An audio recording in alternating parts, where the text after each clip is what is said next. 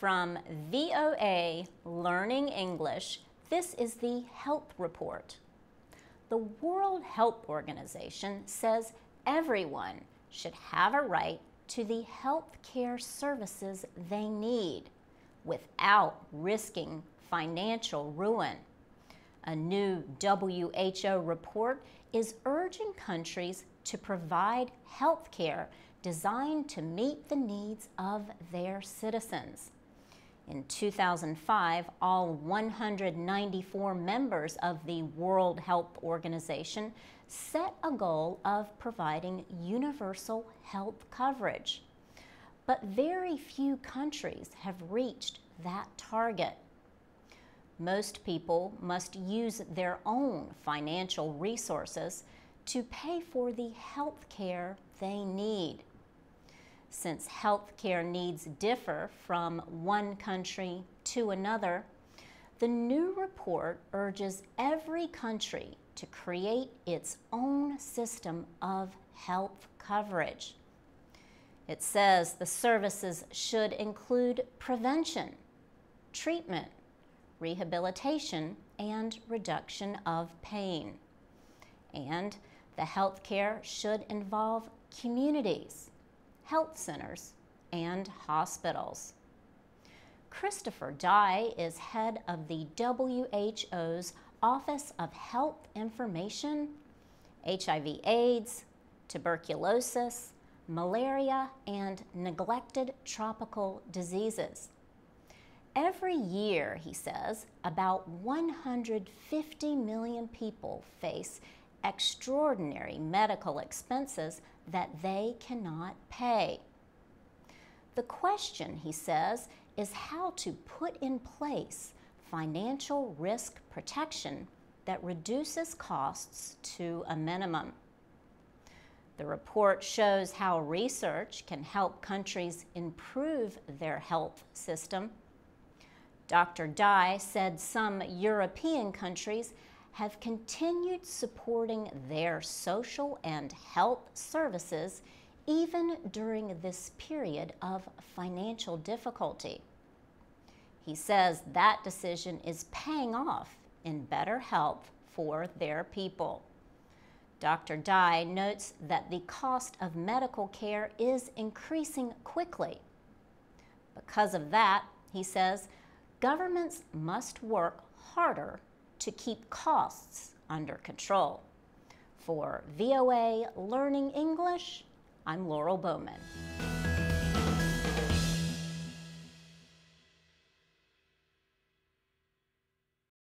Very interesting gentleman. He has a British accent. He's actually from London, England. Makes him sound so smart. I'm very envious. Yeah. And anyway, so he's going to talk about the power of primal play.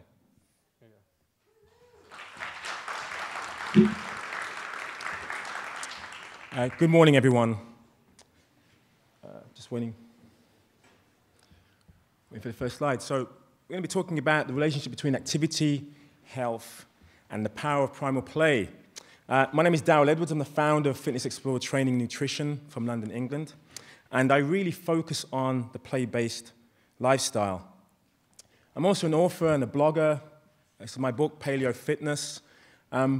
When I actually started writing this book, I didn't realize that writing was actually the easy part. The difficulty is the promotion. So I managed to call in a few celebrity friends. I've got Spock and Captain Kirk who are really enjoying the read, and apparently the book is something that is out of this world, apparently, allegedly. I also am a movement coach and a nutritionist. This is one of my clients. This is a 3-month transformation, 12 weeks. But actually, he started at 40 years old, a transformation at 40 years old. But I prefer my client to start a little bit younger. As of yesterday, or a couple of days ago, we had Lily here, 4 to 8 months old. I'm not sure exactly how old, but she's about 4 months old, and she took part in my session, and I recognized that my clients range from 4 months to 94, 104, wide range. And the reason why it's important to start really early is because you don't want to become one of the 63%. The 63% who globally suffer from some form of lifestyle disease. So 63% of us globally, that's 1 death a second, will die from some form, prematurely, from some form of lifestyle-related disease. So what can we do about it? Well, in very simple terms, we can focus on our nutrition, activity, our environment, internal and external, make sure we're getting the right sleep. In the 40s, late 40s, 1947, the World Health Organization defined health. And health was not just about the absence of infirmity or disease. It was also about complete social, mental, and physical well-being. It was a holistic definition of health. And if we can kind of get that balance right, health will be our goal. So what's the key? What's the solution to this? For me, it all started with looking at the double-decker bus, a London double-decker bus. And there was a scientist called Jeremy Morris in 1953 who published some research in The Lancet. And what he found was that comparing bus drivers with conductors, bus drivers had about a 90% sedentary lifestyle in terms of what they were doing day to day in their jobs. The conductors were collecting tickets, running up and down the stairs, helping passengers on and off the bus. And what he found was that disease as bus drivers. He also found out that they had a 50% reduced chance of early death in comparison to bus drivers. And if you think about the demographics, they're pretty much identical. They ate the same sort of diets, they came from the same sort of neighborhood, exactly the same demographics. The only difference, really, was the amount of activity that was involved.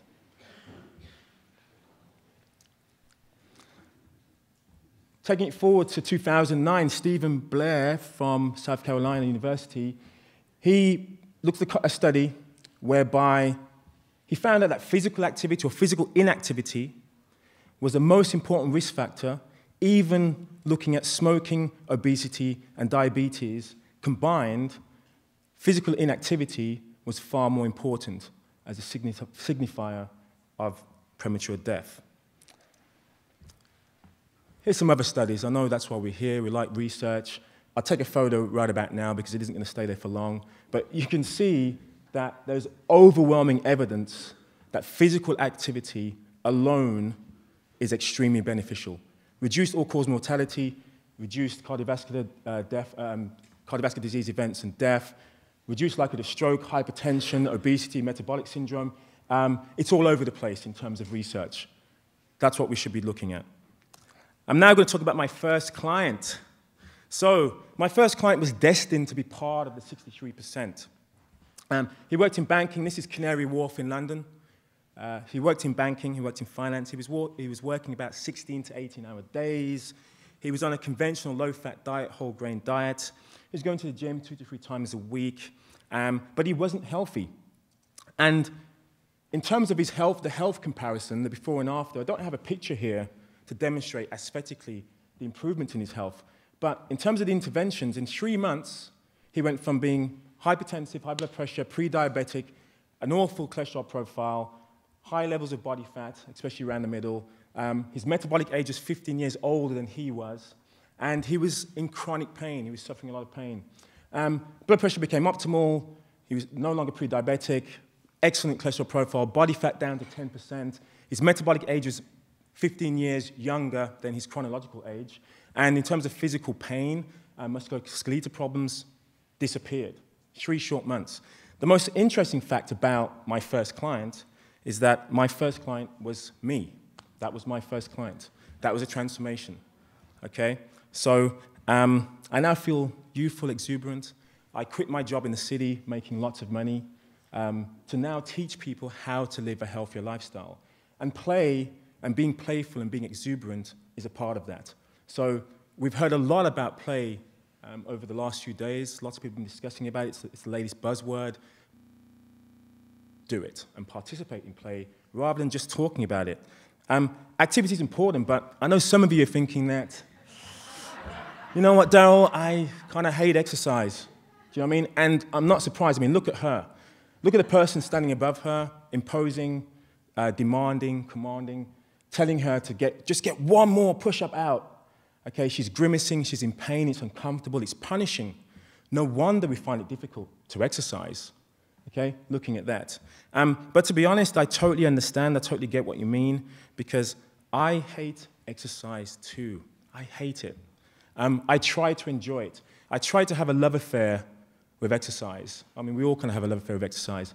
And my love affair varied from a kind of brief dalliance with activity to a longer-term commitment to kind of falling in and out of love with exercise. And I recognized that the punishing, grueling approach to activity didn't really sit well with me. So I hate exercise as well. So what's the solution? What can we do about it? Well, this is what we can do. I've got a paradigm for fitness called FIT, F-I-T-T. We need to get fit. So our movement patterns should be functional, should be practical. It should be something that actually will give us benefit outside of our sphere of fitness. It should be integrative. So we should be able to, we have hobbies, and sometimes fitness or getting fit can be a hobby. So we have to fit it in when we've done all the other important stuff. Get the important stuff out of the way. Sorry, I'm pointing at somebody in the audience there. Get the important stuff out of the way, and then we'll focus on some activity. So exercise shouldn't be a hobby. It should be completely integrated in our day-to-day life. It should be transformative. The great thing about exercise, people talk about endorphins, they talk about the feel-good factor after you've completed the exercise, right at the end. What's the point? I want to feel instant gratification when it comes to movement. It should be mindful. I should take part, participate, and feel fantastic immediately. That's what I want to get from fitness. Also, it should be about team play rather than teamwork. Most exercise programs tend to focus on the individual, developing skills, spending significant amount of time developing your movement craft. I'd rather work in cooperation to deliver the objective for the entire team. So these are the key principles of primal play, which some of you have taken part in over the last few days. It should be powerful. It should be a powerful experience. It should lead to exuberance. It should be practical. Some of the skills that you learn, that you develop during a play session, you should be able to take on board elsewhere. And ultimately, it should be playful. Right, so we all know sitting is killing us. Sitting is the new smoking, apparently. And I thought about this. I thought about sitting being the new smoking. I'm not totally convinced by that argument. The reason being is people spend a lot of time sitting in the developing world, but they tend not to use a chair. So I think the chair is what is the issue here, not so much the fact you're sitting down. Also, if you're sitting down in a squat, if you're in a squat position, I tell you what, I don't want to stay here for 8 hours. There's always some sort of movement here, okay? Always. So, hope you could hear me. So that's what's important. It's not the sitting that's the issue, it's the sitting on a chair which is the issue. But most importantly, I thought about big food, big tobacco, the lawsuits, big pharma, the lawsuits that are taking place because somebody started smoking in their 50s because of tobacco campaigns, and they're now suing multi-million-dollar lawsuits, suing tobacco companies because they were introduced to smoking. And I thought, can you imagine in 20, 30 years, people suing like furniture manufacturers and saying, IKEA, I bought a chair from you 20, 30 years ago, and because you forced me to sit down for 8 to 10 hours a day, you need to be sued. I don't think that's happened. I think that we can do something else about it. We can take matters into our own hands. But there is a problem. Even if we know the benefits of exercise, even if we want to take part in it, we have environmental cues telling us all the time, do not move, do not walk. This sign here, I mean, if you've ever been to London, you'll recognize it's a very pedestrianized city. We use a lot of public transport. We walk a lot in London. But even in London, this is a London Underground, Covent Garden tube station, 123 steps. You are told, do not take the steps unless in an emergency. Every couple of minutes you'll hear some soundbite saying, anyone thinking of taking the stairs? There are 15 flights of stairs. It's very dangerous. You're better off taking the lift. I've timed myself waiting for the lift and walking the stairs, and it's always quicker to walk the stairs than to take the lift. So we've always got these cues everywhere. We don't want to be part of the 63%. I spent some time recreating a London Underground poster, basically telling people that we should be walking. It's beneficial, it's helpful. We should be doing this. And I sent this to Boris Johnson, the Lord Mayor, the Mayor of London, sorry. I sent this to Boris Johnson. He didn't reply. But I do have a campaign to encourage people to walk, okay? I believe it's beneficial. So what I'm really trying to say here is that we shouldn't be working out, we should be playing out. That's what we should be doing. And what's really ironic is everyone's sitting. I think we're going to do something about it right now. We're not going to wait until you get home and you say, oh, that was quite an interesting talk, Darryl, and I'm really going to take on board some of those principles. What are you talking about? We're going to get to it right now. So the first step, you're going to stand, okay?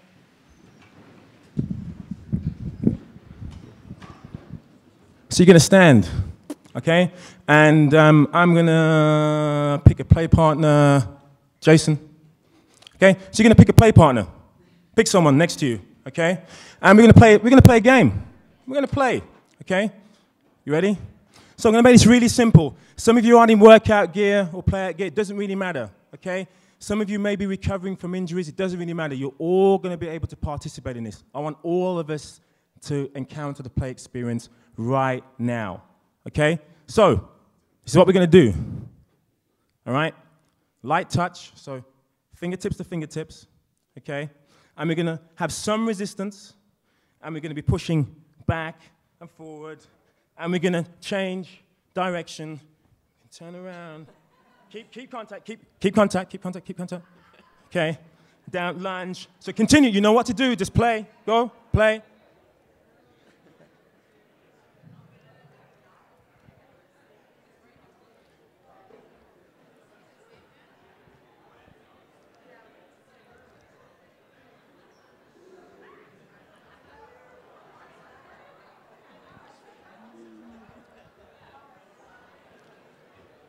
Okay, everyone. So now what we're going to do is something I found a lot of fun when I was young. Well, I'm still young, actually. When I was younger, was play fighting. I love play fighting. And I know people talk about rough and tumble. We don't get enough rough and tumble nowadays. And I don't believe we necessarily have to have rough and tumble when we're playing. But let's have, actually, I've had enough of you, mate. Come, Joe, yeah. So we're gonna play fight. There's a few rules here. Establish a few rules. One is it's non-contact. One. Secondly, it's ultra slow motion. Okay? Ultra slow. Third, we want sound effects. So if it's ultra slow motion, we want ultra slow sound effects. Yeah? Ooh. Yeah. He's played this before. Okay? So it's non-contact. So when we're playing, you can adopt a martial arts stance, whatever it is. You throw the punch, non-contact. And you follow through. It's, counter-attack. You want some recoil. Okay? All right. Let's go. Play fight.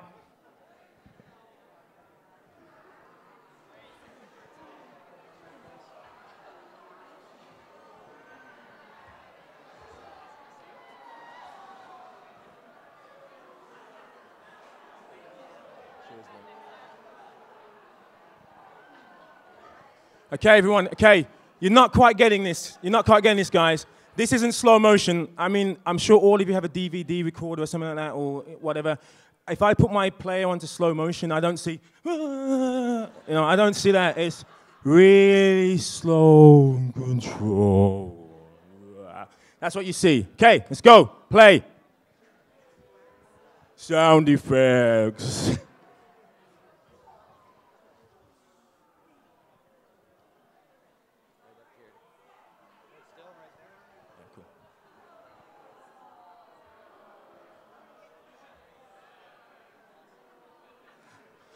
Okay, so we are a very selfish society, I recognize.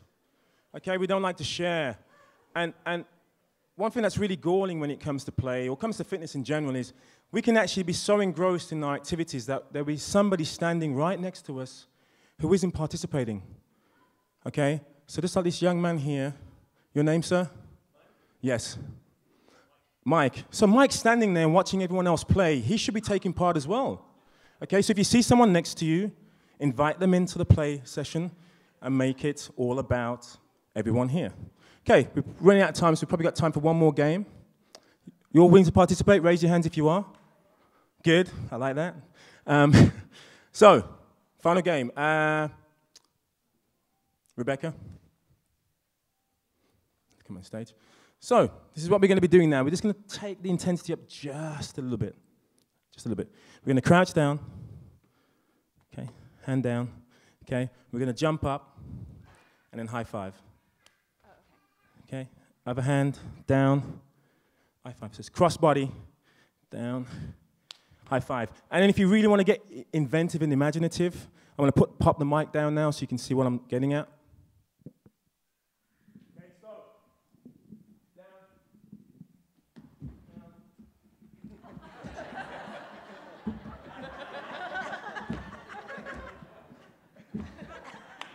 Whatever it takes, go! Be safe.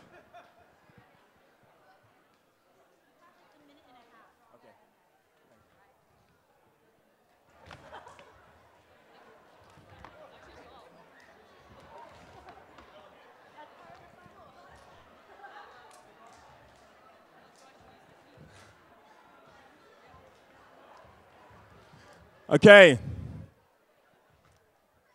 All right. So, unfortunately, we've run out of time. Thank you. We have run out of time. There were some here, the 63%, who didn't undertake my primal play session this week. Okay. I am going to run an impromptu session later today at some point. I'll probably post it on the AHS Facebook group, because if you now want to partake in the play session, I will do one at some time this afternoon. So come and see me afterwards and let me know what time is convenient. I love a play-based lifestyle. I live a play-based lifestyle. And thank you very much for participating.